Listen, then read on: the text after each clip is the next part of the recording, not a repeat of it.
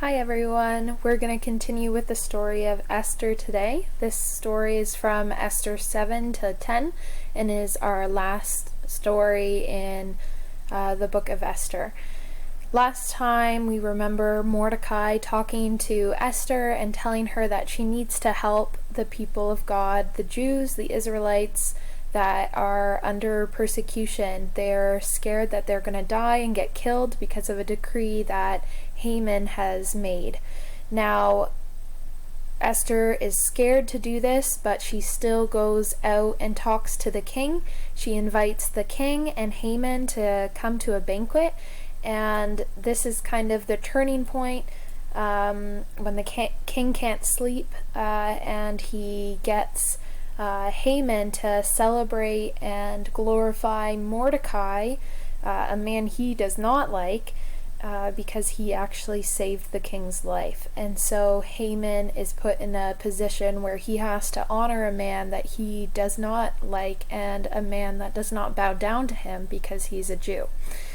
Now, in the first banquet, Esther didn't talk to didn't talk to Haman and the king about what has been happening to her people, but she did invite them to come back to a second banquet, and this is kind of where our story is going to begin.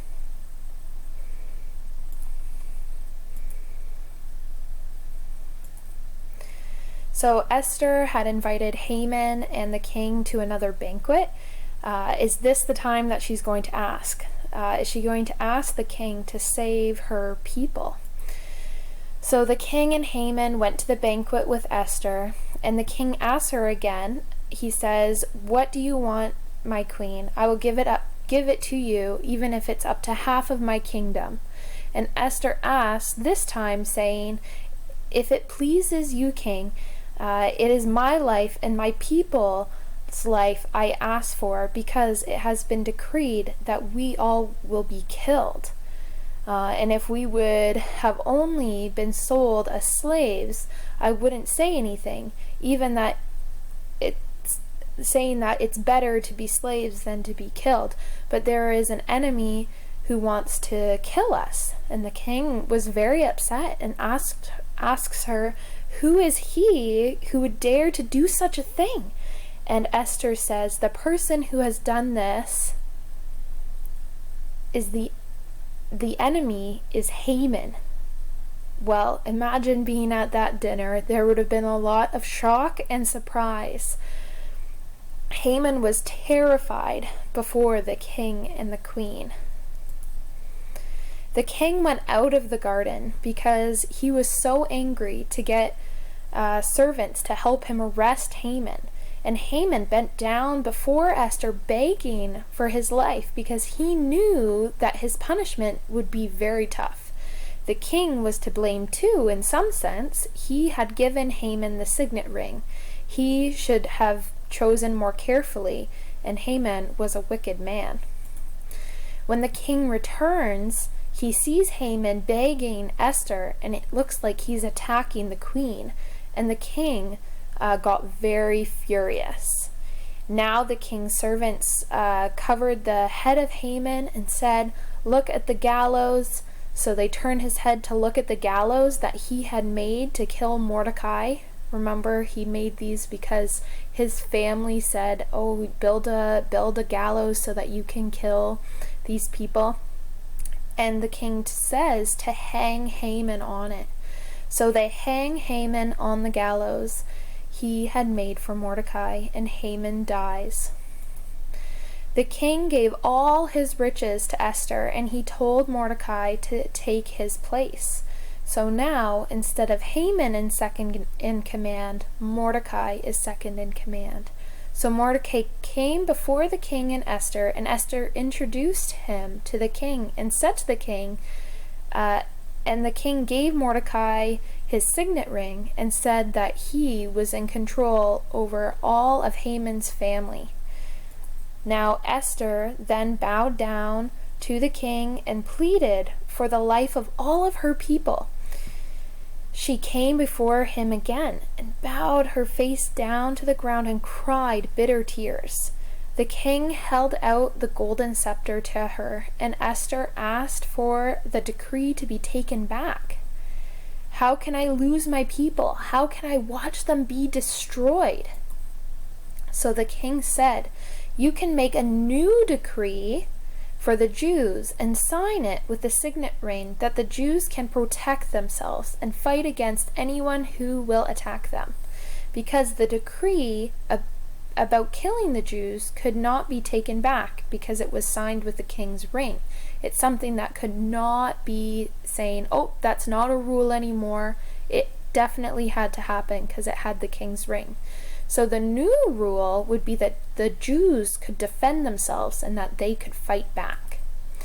Mordecai was dressed in royal clothing with a crown and very fine clothes, and the Jews were happy because they knew that they were saved and God had saved them through Esther.